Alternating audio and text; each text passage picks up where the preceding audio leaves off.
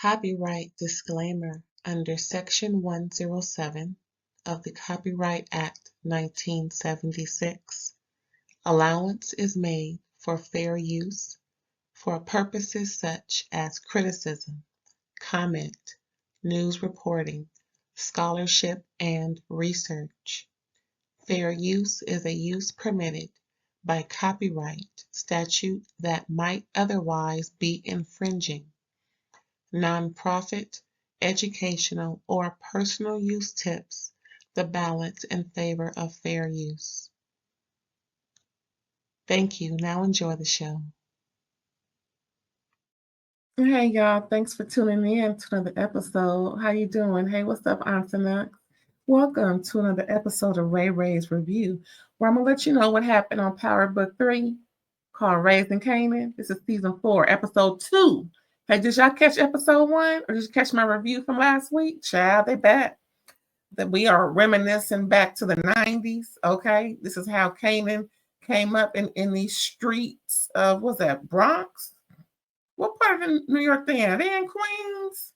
Child, I don't know. I gotta I guess I'll wait to episode 3 to find out. But yeah, they growing up, child, because we went from them being in high school to now they didn't graduated. We ain't seen no graduation. Well, I guess they probably didn't want to do graduation, child.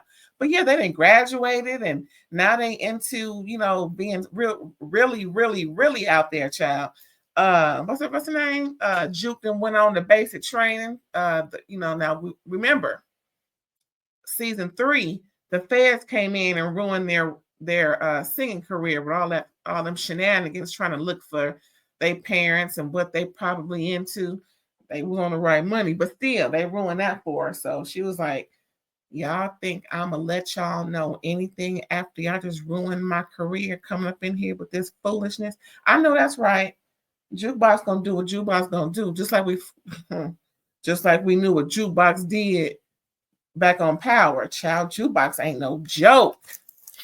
But anyway, yeah, so the kids then graduated and ain't no more group. The girl, I forgot her name, she done went on a Spelman, like she said in her in episode 1. So between episode 1 and episode 2 of season 4, they didn't graduate. Again, we ain't seen no prom, no graduation photo, no graduation ceremony, not even a hint of nothing, nada. But sometimes certain kids don't want to be bothered with all the pomp and circumstance. But sure would have been nice to see, some prom, because we know Kanan was going with Crystal, the girl from the group. Jukebox wasn't going with nobody. This would have been cute to see. Of course, we want to see our kids, matriculate on into life. But anyway, they made my kids, and this is just fiction. So let's go ahead and tell this story. Okay, again, Power Book 3, Raising Kanan, season 4, episode 2. Yeah, so now we see Jukebox and basic training and killing it. I mean, every other type of exercise or thing that they do during basic training, she's ahead of the pack, running, shooting, directing all the people to, when they're in combat and it's, training and whatnot. Even not in training, we'll see them make hands gestures and things. She's doing all that, telling them what to do, where to go, and how to get there. She got it going on. Hair done grew. I'm just saying, we seeing a whole lot. So yeah, she killing it. People looking up to her, and she's doing really well. Next, we see NYPD. Now remember, Detective Baby Daddy dead as a doorknob, along with Ronnie, laying on the floor somewhere. So they pictured and figured Detective Baby Daddy was in on it, and he was involved, and Rock and Marvin and Kanan framed them real good. So yeah, the NYPD giving a press conference about Detective Baby Daddy and Ronnie being in cahoots, and pretty much Rock, Marvin, and like I said, Kanan is off the hook. They're watching the same thing we watching with their attorney at the house, and attorney letting them know y'all are no longer be on the hook at the same time. This don't mean that they can't be watching. I'm just letting you know from what they telling me. Detective Baby Daddy was the one being all crooked and carrying on, but we still not totally off the hook. So, watch your back. Watch your back. Next, we see Eunique in the broad daylight, child, going to his old house. And it's all boarded up, got eviction notice on it, door unlocked. When was the door supposed to be unlocked? Anywho, he just walked in as if he knew the door was unlocked. Yeah, the door was unlocked, and he looking through the house, finding old checkers games and little knickknacks left there. His woman been moved because Ronnie told her to. Pretty much she wasn't safe in the house no more with her and their baby.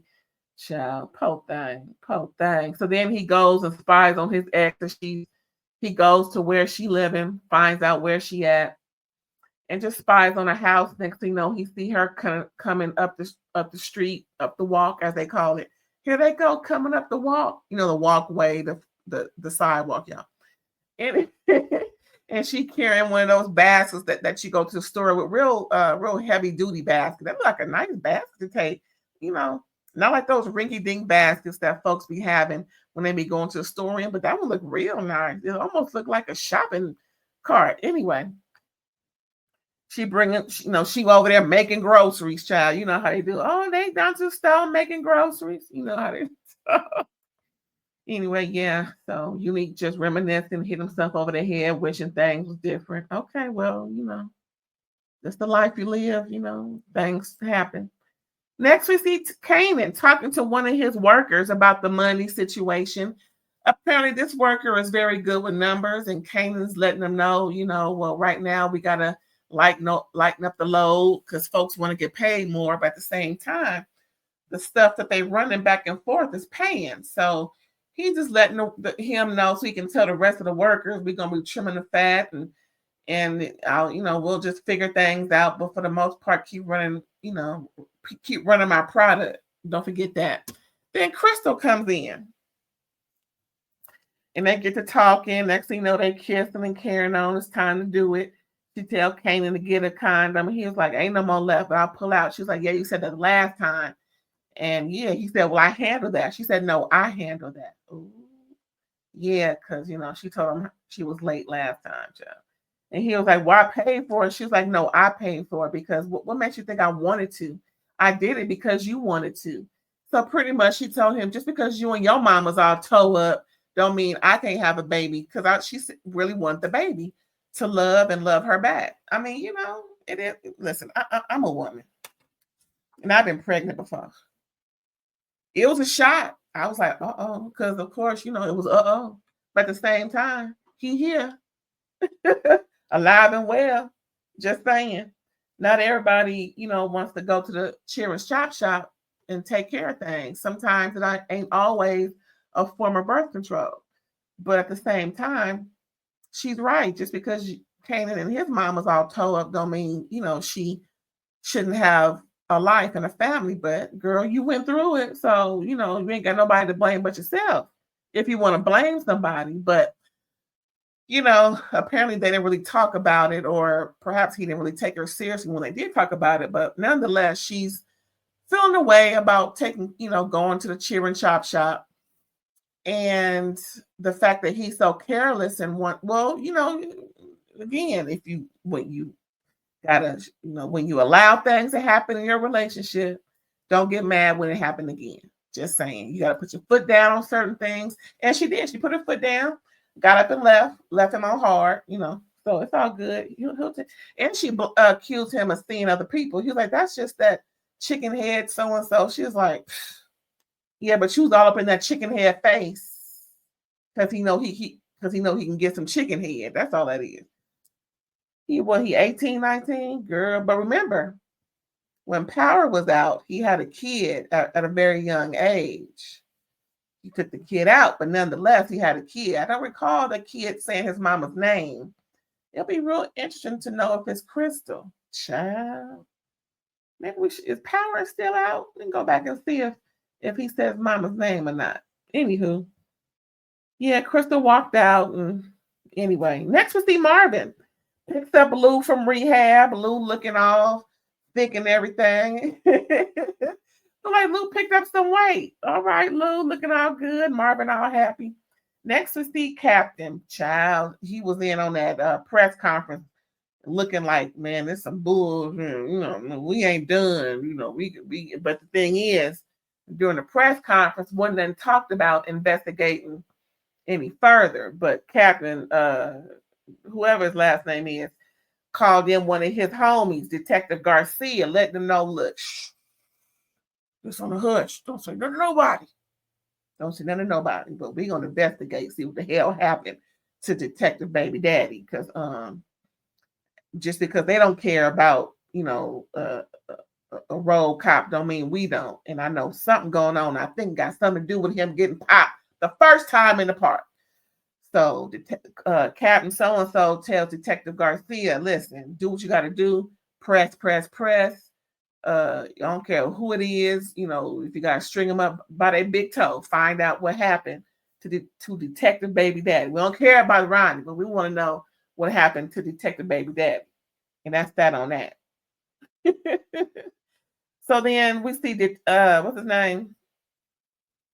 Marvin tells Lou that there's a warrant out for Fang. You know, they're looking for Fang. They're trying to see what's going on with him. That song that's out and making real big airwaves on the radio. Everybody loving it, you know, just like dun, dun, dun, dun. Dun, dun, dun, dun. Must have on the beat. Dun, dun, dun. It's a situation like that, y'all. Everybody listening, everybody can't get enough, you know, like on episode 1, where they had to go back and Fame was rocking the mic at Lou's open call, like, yeah, go Fame, go Fame. Go. You know, the streets need a body, that song. So Fame is missing. Like I said, Lou was like, man, really? But the song is doing great. You know, the record company is getting major play off of it. Just in fact, the record company wants to meet with Lou. Want to meet the man behind the music. I know, well, not the rapper, but you know, the producer behind the music. Because of course, if you can produce something like that, so he was DJ Mustard before DJ Mustard. Just trying to tell you, you know, Lou was doing good. You know, so anyway, we see Kanan and Raq. Kanan's at Rock House discussing work that she's providing for him, and he's, you know, pretty much getting work from her and everything. And they talking, and she's just happy that he's there, even though he's just doing his laundry. You know, she's letting him know, you know, what's up in these streets, gotta lay low. You know, she lets him know about the meeting her and Marvin had with the attorney after that press conference, and he was like, she was like, listen, you did what you did. He was like, well, you did what you did. She said at the same time, listen, just hold on and we're going to work it out. Because she said she's going to talk to Quan, I think his name is, the one providing all of the illegal substance that they move in, you know, all the weight they move. Anyway, next we see Detective Garcia doing what Captain Popo said. And he hems up, what's his name? Kanan walking down the street. Child.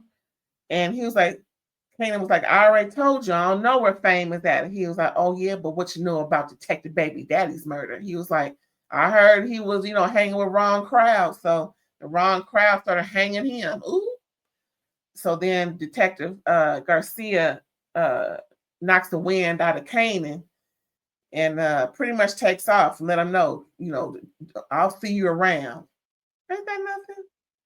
See, again, we have to have trust in the popo. That's not how you protect and serve, Detective Garcia. That's not how you protect and serve. You got to be nice to folks, man. You know, you get more with sugar than you do with vinegar. Well, they say honey, but same difference. Mm-hmm. Anywho, what else has happened, child? Juke. She's still in basic training, and she sees that they're walking out one of her fellow soldier comrades, and then the other dude next to her. She's like, "What happened to him?" That's like they found some gay porn or whatever in his stuff. And, back then, don't ask, don't tell was in effect. I think it wasn't until recently, the last 10, 15 years that, well, don't get me a line. All I know is back then, back in this time, don't ask, don't tell, and letterfolk wasn't allowed to be letterfolk in the military. Ain't that nothing? Child, things have changed. And they changing again, child. Ooh, let's hope for the best and prepare for the worst. Oh my God, what's going on in America? Anyway, back to this, child. Back to Kanan and them. So yeah, Raq is looking like and then you start seeing her thinking, you know what that probably means. She's thinking about, what about me? Because I like coochie. Well, girl, you got to make a decision. What you gonna do, mamas? What you gonna do? Oh Lord. So yeah, so next thing you know, she running to Atlanta. She getting on the bus, child. She want a Spelman. We know who a Spelman, right? The girl she was having dinner with the previous episode, the girl from the group. Not Crystal, of course. It was Crystal, Raq, and the other girl. I forgot the other girl's name, child. Don't get me lying. I don't know. But yeah, that's the one whose mom was looking at Juke like, Well, I didn't think they were a couple, really. Girl, but anyway. Yeah, so Juke ran over to Spelman. She got on the bus and left. Child. Told the girl, about what she saw about them escorting out folks. She's like, I want to be me, and I can't be me there. But she left AWOL. Sounds like she left AWOL. Because she told her, I just left because I wanted to. Or she left as if they don't even know she gone. Child, whatever the case may be, she gone. So then she suggests staying there with her, trying to figure some things out. The girl was like him and Han, but at the same time, she's like, I'm trying to figure me out too. But don't think that I don't want you to be here. So that means, like, how you just gonna pull up in somebody's dorm and think that you can stay there? Don't they have like checks and carrying on checks and balances? But anywho, well, they smoking weed up in there, so I guess she can have another body in there. Anywho, she didn't stay. She went home and surprised her dad, and he's so happy that she was there. Yay! Juke is back to the hizzy. What else happened? Oh, Marvin. Marvin goes to see about his product down to the Chinese food spot. Sees one of the workers packaging up his order, okay, his usual number 37. And he sees a little extra packing.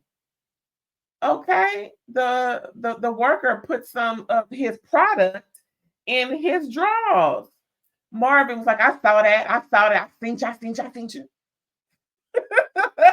And so he pulled his gun out, said, empty your pockets.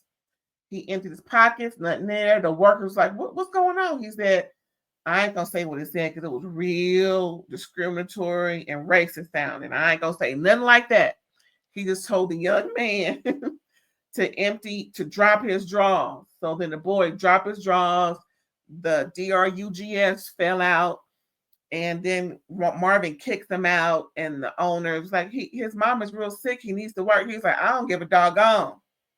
What you ain't going to do is pad well, I can't say that either. What you ain't going to do is steal from me. So he got to go. That's that on that. Put the gun on him. I'm like, dang, Marvin. Well, he is the oldest child, so I guess. Anywho, so Marvin took his order and left. Made sure he had extra fortune cookies. Ain't that nothing? Boy, these dope dealers so is cold. But I like Marvin. He be making me laugh. What else happened, child? Oh, Raq. Raq went to Quan like she told Kanan, and she's trying to see about getting a rehab. And Quan told her the price is going up. She's like, what the hell you mean? He said, you know what the hell I mean. Get on or get spit on. So then she left, child. So now she in the cahoots. Now I'm thinking she in cahoots to do something to him. Here we go. So then we see Stefano played by Tony Danza. If you hear me say Tony Danza, I'm talking about Stefano. That's the dude with all the fishes and the aquariums that Marvin did a job for against his rival. And then again, last episode 1, Marvin did a job for him again on the low from Rock, so that his Stefano's son-in-law can be less disrespectful to his daughter. So child, oh Lord. So Stefano and Marvin chit-chatting, tells Marvin thanks again, his son-in-law acting right, and they expecting the baby and everything, and child, now he needs another favor. See, here we go. Marvin didn't think none of it. Apparently there's some bookie skimming off the top. And then a little while later, Marvin goes, sees about him. The man gives him all kind of lip. And, Marvin tries to do the same thing with the bookie. But see, the bookie, the lid is about, same shade as Marvin. He wasn't like the same shade as Stefano. And the dude that was saying this bookie, can't get it right. The bookie who was scamming, talking all kind of lip, calling Marvin a step and fetch N-word, and you just doing a white man's business. You know how we get when we start. Well, hell, if we think we about to die, we gonna say whatever we gotta say. We gonna do whatever we gotta do. I mean, most people do. That just transcends color. But the difference between these two is Stefano's son-in-law was scared. This one wasn't. He was talking mucho crap. And then he pulled for his, out of his waist. Marvin saw it, kicked it out of his hand. Dude still talking crap. Now the dude ain't talking no more. So, dang, Marvin. Marvin. Well, it is what it was, child. Rest in peace to old boy. He went out like a champ. He's like, you gonna do pow, pow, pow. Quiet as a church mouse. Now we got Lou at the record label. Like I said, they've been hearing, he's the producer of the year, like DJ Mustard, Lou Mustard. Yeah, Lou Mustard. And they want to see what's up with him. They're trying to recruit Lou as the next DJ Mustard child. And Lou said, I'm fresh out of rehab, and I don't know if I can do this. Then the record label exec was like, listen, I was in rehab too. So, get your head out your ass. What's up? So then the record label talks about BOOKIII, this dude in jail or prison who did something he wasn't supposed to do, obviously. And Lou brought him up really because he was like, so-called BOOKIII is a prime candidate. What he says is real. It hits home. It touches on the essence of hip hop and whatnot. And the record label's like, well, you think you can work with him? He's like, he in prison. So the record label's like, we'll go visit him and then tell us what you think. So it sounds like they can get him out like they did Tupac, child. Was this before or after Tupac came out? Because, child, are they just repeating what Death Row did with Tupac? Because, Death Row got Tupac out of jail. I think he was at Rikers somewhere in New York, child. Anyway, so apparently BOOKIII, are they trying to mimic Tupac? Anyway, Lou, not sure, about what he want to do. He told them, I'm fresh out. I really don't know what I want to do. But he agrees to go meet. He sends Lou to go visit BOOKIII, and BOOKIII is played by none other than Party Fontaine. Oh, that man fine, Lord. Now, was he all bulked up for this role? Did he really get bulked up like that? Because he was a nice sized dude, nice broad chest, like what's his name, Dwight Howard, but more, a lot more rough around the edges. You know what I'm saying? Like, oh, nice and tall. I ain't as tall as, but he up there. He what, 6'5"? Let me see how tall Party Fontaine is real quick while I got you on the line. I'm about to look him up. Party Fontaine. Let's see. How tall is he? Let me see height. I'm just looking it up right now while I'm talking to you.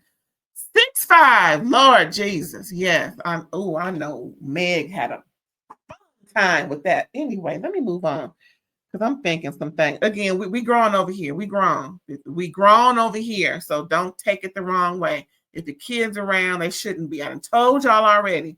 I don't talk around kids. Kids is cool. Ray love the kids. But Ray Ray love the kids. I'm Auntie Ray Ray to the kids, but they can't be around right now. Party Fontaine is fine. 6'5". He got to be what? Let's say you about 6 feet 240.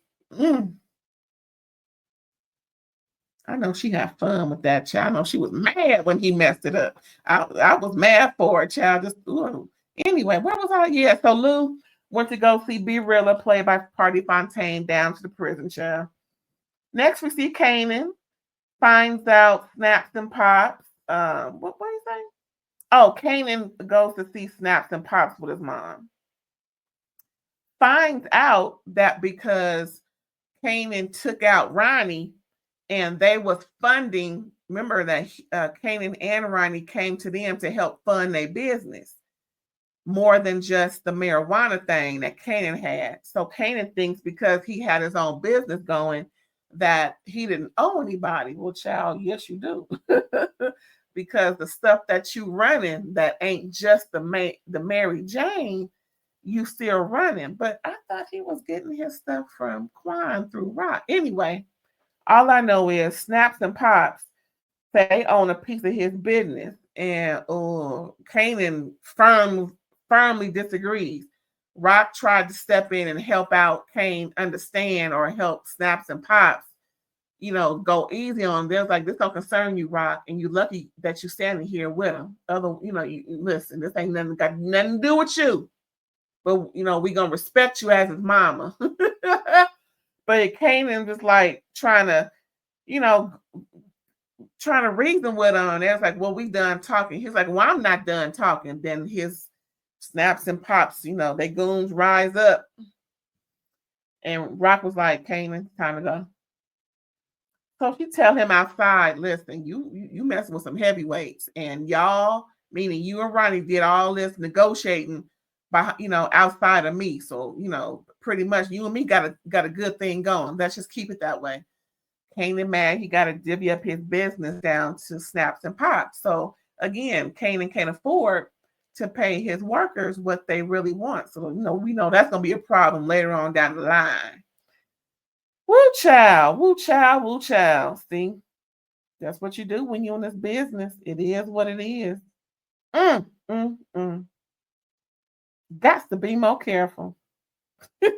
Next, we see Kanan with his grandma. And the cancer to spread, y'all. Poor grandma is going through all her different organs and everything. So she letting them know, it's just, it is what it is, Kanan. I'm dying. Oh. Next we see Rock attorney tells her the feds want her to snitch on Stefano. They got video surveillance of she meeting with Stefano, also Marvin meeting with Stefano, aka Tony Dancer. And she was like, Marvin, he's like, yeah, I thought you know. Oh, she said, oh yeah. He was talking about some fish tanks. No, he wasn't. She didn't know he was meeting because remember, Marvin was like, I'm my own man. I don't need Rock to tell me where to go and how to get there. Well, now I guess episode 3, we gonna see Marvin getting red fulfilled by Rock by going behind her back. Here we go. So yeah, so they saw her and Marvin and everything. So pretty much they're offering Rock a chance to, SNITCH. So she was like, yo, they want me to snitch, huh? I don't know nothing. So I ain't nothing to snitch. So Rock, has pretty much an easy out. At the same time, he tells her they have nothing on you at the same, but they got something on Stefano and they want him out of here. Child. I guess. So like I said, Lou, that was the end of that child. So next, like I said, BOOKIII had the chance to get out. And yes, he out. Rapping on stage where Fame was the other night. Can't believe he out letting the crowd know, I was just in jail earlier today. And he just rapping the same way he rapped when he, doing his thing, as Party Fontaine. And, everybody at the club, everybody, Crystal's back with Kanan. Juke is back. Everybody see her. So then Lou agrees to work for the label. and everybody is happy. You know, be real getting some, if not already. Child. Anyway, so everybody having a good old time. Yeah. So the last thing we see, Rock talks to the attorney, like I said, and they're leaving the restaurant. Rock ain't there yet, but from earlier when he was telling her about Marvin and everything, they was at the restaurant. So they're back at that scene. And so they're finishing up their convo. And Rock got something to think about. Of course, she don't get in Marvin's ASS about why they got him on surveillance talking to Stefano, and she ain't know about it. You know that's episode 3, y'all. You know it is. Anyway, so then we see someone following and watching from across the street. We know who it is, child, because he been following Rock ever since his homeboy told him that Rock is back in business, and he mad that she got all his business, and so he putting 2 and 2 together, thinking that he gonna, do something to Rock. Remember, he tried to take Lou out, but then on episode 1, but then his business partner came and got him from driving and walked him back into the club. So now we see the attorney walking into his building, going to his home in the cut. You know who follows up behind him. Soon as the attorney opens his door, he get busted into, and man, he didn't even give the attorney a chance to say anything. Attorney, gone to glory, gone to glory, gone to glory, Lord. That was it. That was episode 2, Power Book 3. Raising Kanan. Y'all, this gonna be it's gonna be some good next 8 episodes. I can't wait. What's next? Forest with Tommy and me, child. Anyway, thanks again for tuning in. I appreciate you. Don't forget to like, comment, subscribe, and share. And I will catch y'all next time. Bye.